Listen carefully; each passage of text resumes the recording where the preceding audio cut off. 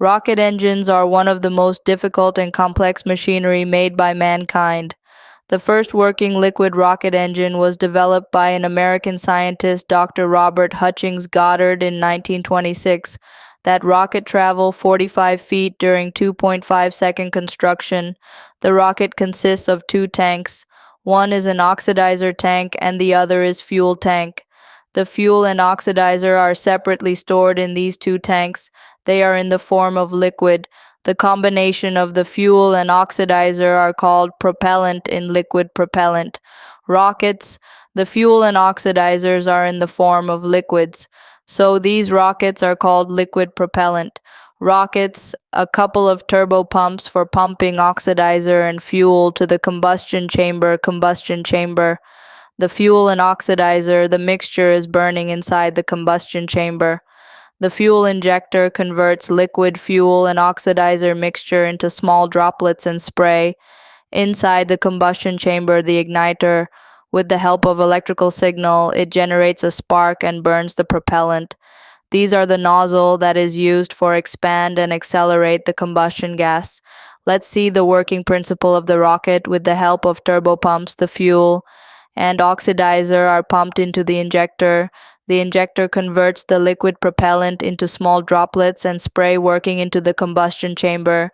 The flow of the injector is controllable, even as increase or decrease the flow amount of the propellant. With the help of an electrical signal, the igniter generates sparks due to the ignition. The combustion takes place. When combustion takes place in combustion chamber, very high pressure and high temperature gases are produced. The highly heated products of combustion gases are then allowed to expand in the nozzle section. In the nozzle pressure, the energy of the gas is converted into kinetic energy, so these gases are coming out with very high velocity. Due to the gases coming out with very high velocity from the nozzle, of force or thrust will produce an opposite direction. This thrust propels the rocket, or the rocket will move forward. Let's see what are the advantages of liquid propellant rocket. The combustion process are controllable. It can be increase or decrease the flow of the propellant. Speed regulation is possible. It is more economical for long-range operations.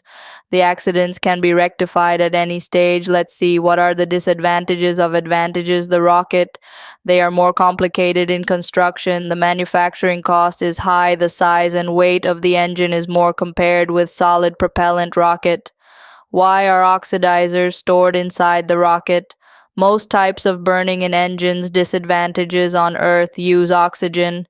It is easily available on the Earth's atmosphere, but in the space there is no atmosphere to provide oxygen or other oxidizer. So rocket need to carry their oxidizers.